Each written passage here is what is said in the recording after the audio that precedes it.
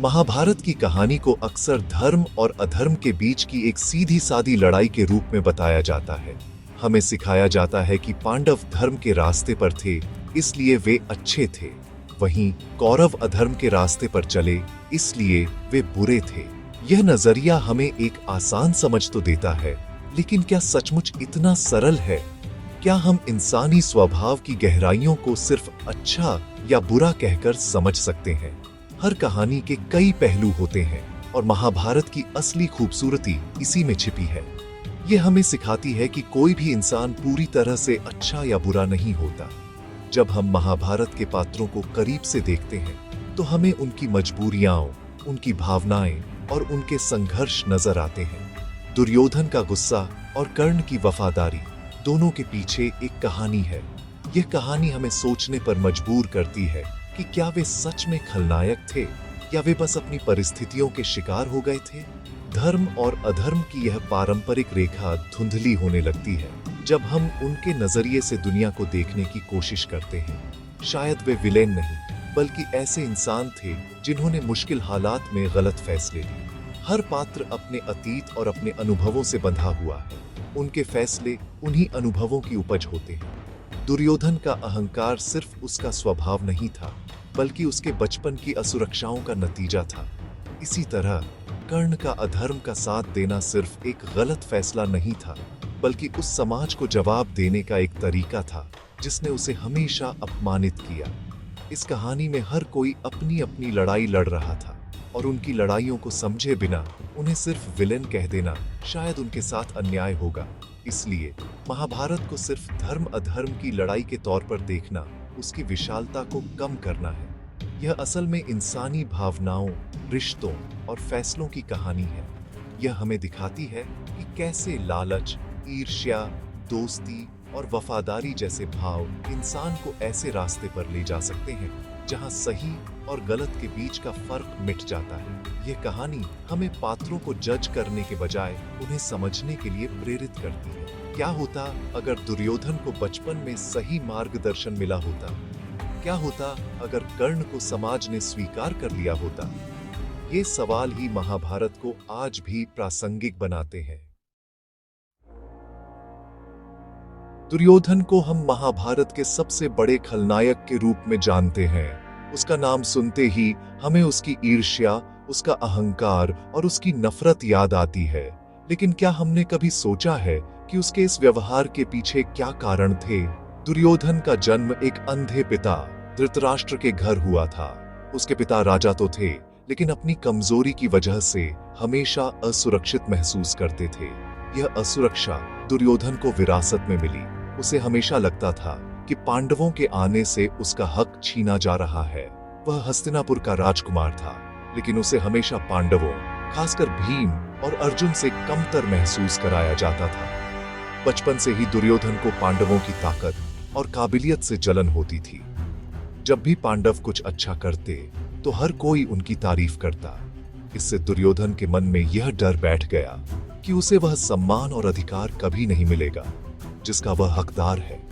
उसकी असुरक्षा धीरे धीरे गुस्से और नफरत में बदल गई। उसे लगने लगा कि पांडव उसके दुश्मन हैं और वे उससे उसका राजपाट छीनना चाहते हैं। यह डर इतना गहरा हो गया कि उसने पांडवों को नीचा दिखाने और उन्हें रास्ते से हटाने के लिए हर संभव कोशिश की। उसका हर फैसला इसी डर और असुरक्षा से पैदा हो रहा था। दुर्योधन के गलत फैसलों की सूची बहुत लंबी है। उसने पांडवों को लाक्षागृह में जलाकर मारने की कोशिश की। उसने शकुनी के साथ मिलकर चौसर का खेल रचा और पांडवों से उनका सब कुछ छीन लिया। सबसे शर्मनाक घटना थी द्रौपदी का चीरहरण, जो उसके अहंकार और बदले की भावना का प्रतीक बन गई। ये सभी फैसले यह दिखाते हैं कि उसकी ईर्ष्या ने उसे किस हद तक अंधा कर दिया था। वह यह समझ ही नहीं पा रहा था कि वह धर्म और मर्यादा की सभी सीमाओं को लांघ रहा है। वह सिर्फ अपनी जीत चाहता था, चाहे उसकी कोई भी कीमत चुकानी पड़े। लेकिन अगर हम देखें तो दुर्योधन अपने पिता की महत्वाकांक्षाओं का भी शिकार था।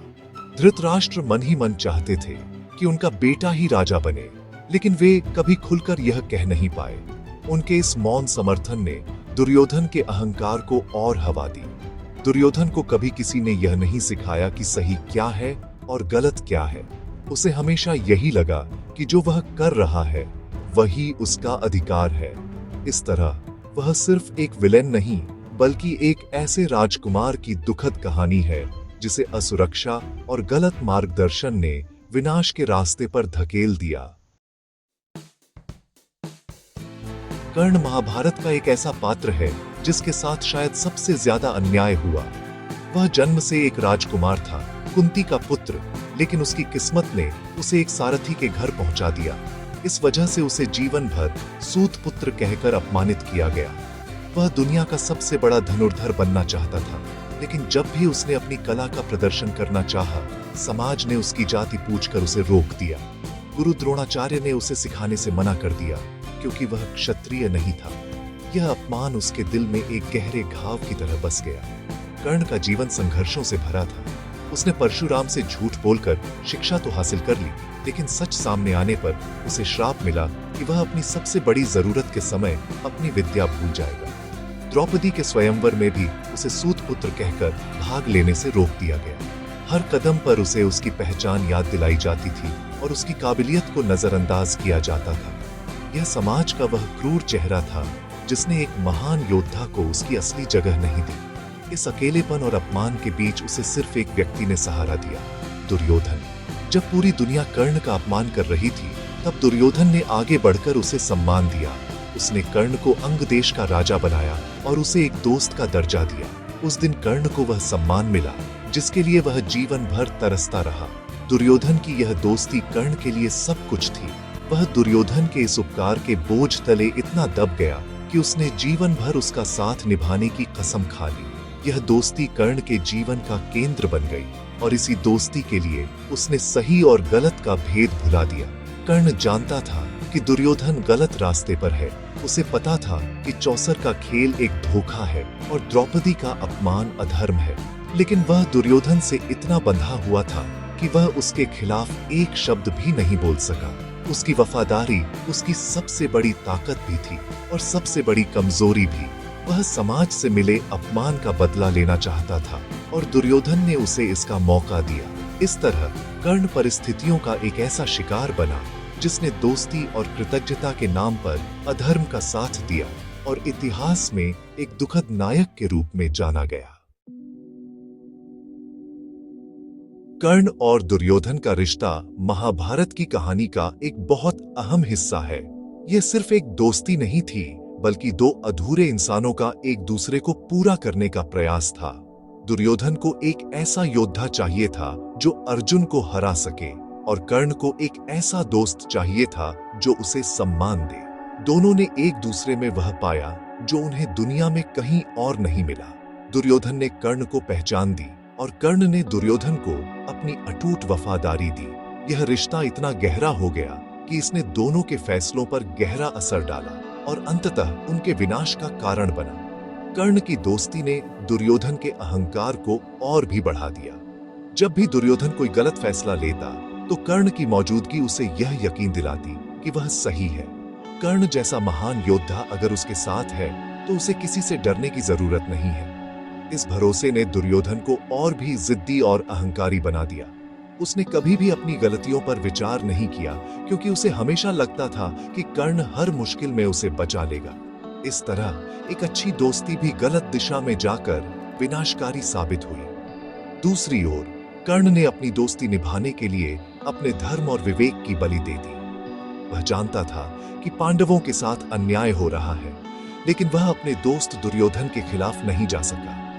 जब भगवान कृष्ण शांति का प्रस्ताव लेकर आए तो कर्ण ने दुर्योधन को युद्ध न करने के लिए समझाने की कोशिश की, लेकिन जब दुर्योधन नहीं माना तो कर्ण ने फिर से उसका साथ देने का फैसला किया। उसने अपनी दोस्ती को अपने विवेक से ऊपर रखा। यह फैसला उसकी महानता पर एक दाग बन गया। ये कहानी हमें सिखाती है कि दोस्ती और वफादारी बहुत कीमती है, लेकिन जब वे हमें अधर्म के रास्ते पर ले जाएं तो हमें रुक कर सोचना चाहिए। कर्ण ने दुर्योधन का साथ देकर अपनी दोस्ती तो निभाई, लेकिन उसने मानवता के प्रति अपना कर्तव्य नहीं निभाया। उसके गलत फैसलों ने उसकी छवि को एक ऐसे योद्धा के रूप में आकार दिया जो महान होते हुए भी गलत पक्ष में खड़ा रहा। उसका जीवन यह दिखाता है कि कैसे एक अच्छा इंसान भी गलत संगत और गलत फैसलों के कारण दुखद अंत को प्राप्त होता है। महाभारत की कहानी का सार यह है कि इंसान अपने जन्म या अपनी परिस्थितियों से नहीं, बल्कि अपने फैसलों से सही या गलत बनता है।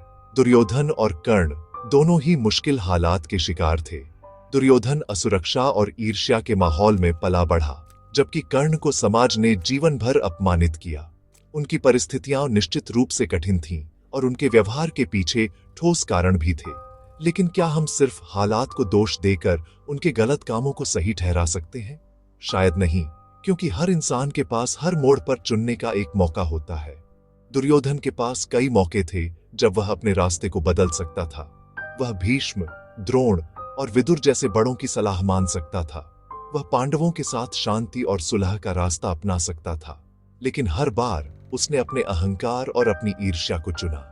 उसने जानबूझकर नफरत और विनाश का रास्ता चुना। उसके फैसले उसके अपने थे और उन्हीं फैसलों ने उसे इतिहास का खलनायक बना दिया। परिस्थितियां उसे उकसा रही थीं, लेकिन अंतिम फैसला उसी का था। इसी तरह कर्ण के पास भी चुनने के मौके थे। जब उसे अपनी असली पहचान पता चली, तब भी उसने दुर्योधन का साथ नहीं छोड़ा। वह जानता था कि दुर्योधन अधर्म कर रहा है, लेकिन उसने दोस्ती को धर्म से ऊपर रखा। वह चाहता तो युद्ध को रोक सकता था, या कम से कम अधर्म में भागीदार बनने से इनकार कर सकता था। लेकिन उसने कृतज्ञता के नाम पर गलत का साथ देने का फैसला किया। उसका यह फैसला ही उसके दुखद अंत का कारण बना। वह एक नायक बन सकता था, लेकिन उसके अपने फैसले ने उसे एक त्रासदी नायक बना दिया।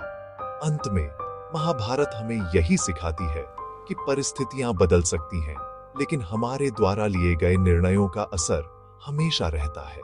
हम सभी के जीवन में मुश्किलें आती हैं और हम सभी को कभी न कभी अन्याय का सामना करना पड़ता है। लेकिन इन मुश्किलों के जवाब में हम कौन सा रास्ता चुनते हैं, यही हमारी असली पहचान बनाता है।